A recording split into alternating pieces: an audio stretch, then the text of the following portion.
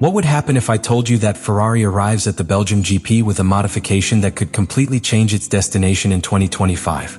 Can a simple rear suspension return their glory, or confirm your total failure? These types of problems are not new to Maranello. The worrying thing is that they repeat themselves. The aerodynamic concept of the car forces us to run higher than desired to avoid sanctions or damage, and that penalizes the load, the speed of curve, and the traction. In a nutshell, SF25 can't run where he wants or as he wants. And that is especially noticeable on weekends with multiple variables, such as rain, new asphalt, or extreme temperatures. Each session becomes a battle against adjustment, a race against the technical limits of chassis. Frustration is not limited to the technical department. Charles Leclerc has shown flashes of brilliance, but also gestures of resignation. Sometimes it seems that he carries the car in survival mode, as if he knew that any attempt to force the pace can cost him a race. And Lewis Hamilton, despite having demonstrated a rapid adaptation process, has had to digest a hard dose of reality. What seemed the beginning of a new era for him has become a constant patience exam. In recent statements, he admitted that he thought he could accelerate his learning curve, but he found a car that does not give him margin to play or innovate. You have had to adjust your style, accept errors, and swallow results that years ago would have seemed unacceptable. But what exactly does this new rear suspension imply? The first thing is to understand that it is a specific, unstructural modification. The complete axis has not been redesigned, but the front arm anchor point of the upper triangle has been relocated. This little adjustment, which seems insignificant from the outside, is technically very ambitious. Changing the point where this arm connects to the gearbox housing has a direct impact on how the car reacts under acceleration and braking. In practical terms, it is sought to reduce the aggressive pitch of the SF25, that pimp movement that makes it unstable when weight is transferred into traction or rapid support. And here the famous concept of anti-squat comes into play. The anti-squat effect is one of those little miracles of suspension engineering. Basically, it reduces the sinking of the rear axle when accelerating, stabilizing the rear of the car, especially in fast exit curves.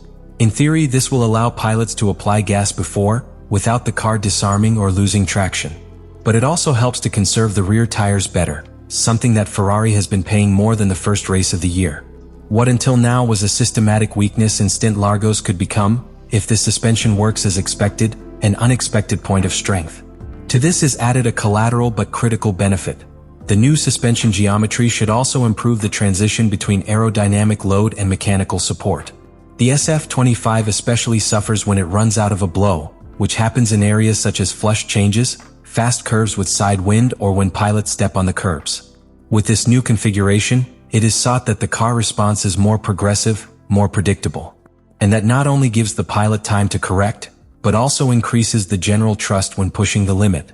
It is no accident that this change has been tested with both pilots during the 200 kilometers allowed in Mugello. Direct feedback in real time of the two most important sensibilities of the team was needed. Hamilton rolled in the afternoon and Leclerc in the morning with a technical program designed to explore ends, from slow curve simulations to prolonged accelerations and straight changes. The message is clear. Ferrari is not betting on an aerodynamic miracle, but to recover control of the car from its mechanical base. And that, in a calendar where there are still circuits as demanding as Zandvoort, Monza, or Austin, could make a real difference. Spa-Francorchamps is not a simple circuit in the calendar.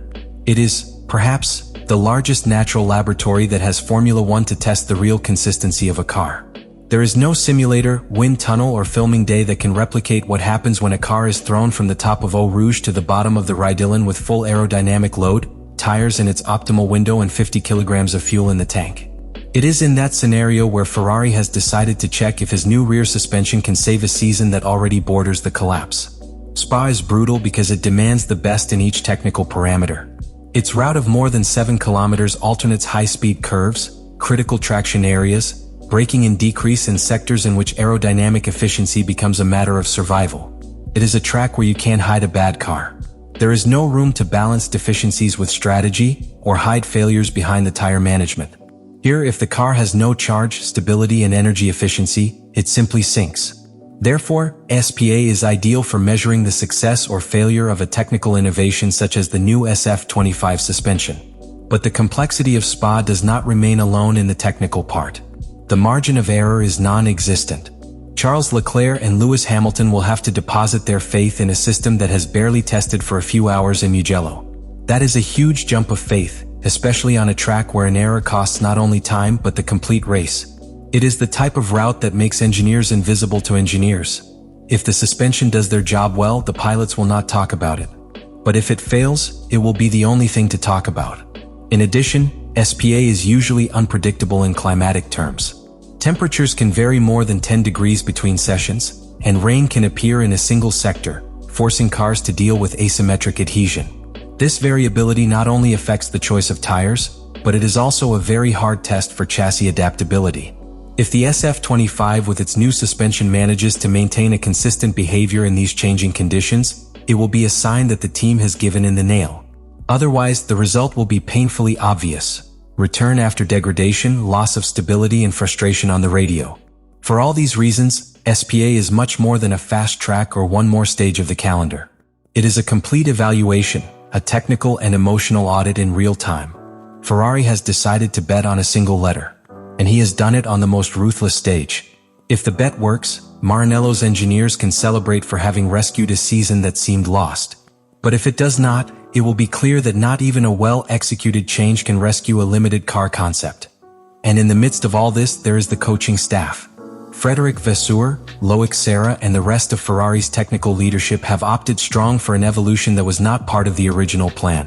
Modificar el diseño de la suspensión a mitad de temporada implica aceptar que el concepto inicial no fue suficient. Esa aceptación, aunque técnicamente sensata, tiene implicaciones políticas dentro de Ferrari. Each adjustment is discussed with an institutional magnifying glass. Each delay is perceived as incompetence, and each error has consequences that transcend technical. That is why Spa-Francorchamps will not only be a test for SF25. Será una prueba para la estructura misma del equipo. If the car does not improve, it will not be only a technical disappointment, but the most radical decisions catalyst. From internal restructuring to a potential collapse in the relationship between pilots and direction. In a team like Ferrari, where each step is amplified, the border between evolution and revolution is extremely thin. And if the new suspension does not change the course of the championship, what is at stake will no longer be the present, but the continuity of the complete project. Once the last light from the traffic light at Spa-Francorchamps is turned off, an invisible countdown to Ferrari will begin. Not only will it be the results on the track, but of everything that this weekend can trigger within the team. The question will not be only if the new suspension works. The question will be, what happens if you don't? What movements will generate that result in Maranello's offices, in the internal dynamics between pilots, and even in the Formula One market? If the car improves significantly, even if it does not win, the 2025 season could still have a decent end. Spa is barely the beginning of the second half of the calendar, with paths like Monza, Singapore, Austin, or Interlagos ahead. If the SF25 shows stability signals, it will be reasonable to think that Ferrari could fight for one or two victories in favorable strategic conditions or in tight classifications. That result would allow him to ensure the second position of the World Cup of Constructors, avoid an institutional crisis, and more importantly, preserve the confidence of Hamilton and Leclerc in the project. Because no matter how good a contract that a firm pilot in a team like Ferrari, faith in the technical direction is an asset as important as track performance. But if Spa shows that this technical evolution is not enough, the scenario will change radically. A bad result in Belgium will not be read as a single career problem, but as the confirmation that the general concept of SF25 has no solution within the current regulation. That would open the door to multiple ramifications, from an acceleration in the design of the SF26 with totally new philosophy, until the advancement of decisions that would normally be taken in winter, such as technical restructuring, dismissals, or relocations within the organization chart. Ferrari no se puede permitir llegar a 2026 con las mismas dudas que ha tenido en 2023, 2024 y ahora en 2025. The Belgium GP is therefore more than a sporting event. Es un punto de inflexión para toda la estructura de Ferrari. A weekend that can consolidate a recovery or precipitate a break. If the SF25 does not respond, the rest of the season will become a journey through symbolic survival. YSI respond, incluso timidamente, servir como una base emotional y técnica para recuperar el relato de esperanza. In a sport where cycles change every 3/10, Ferrari needs Spa not just one more race. You need to be the beginning of something.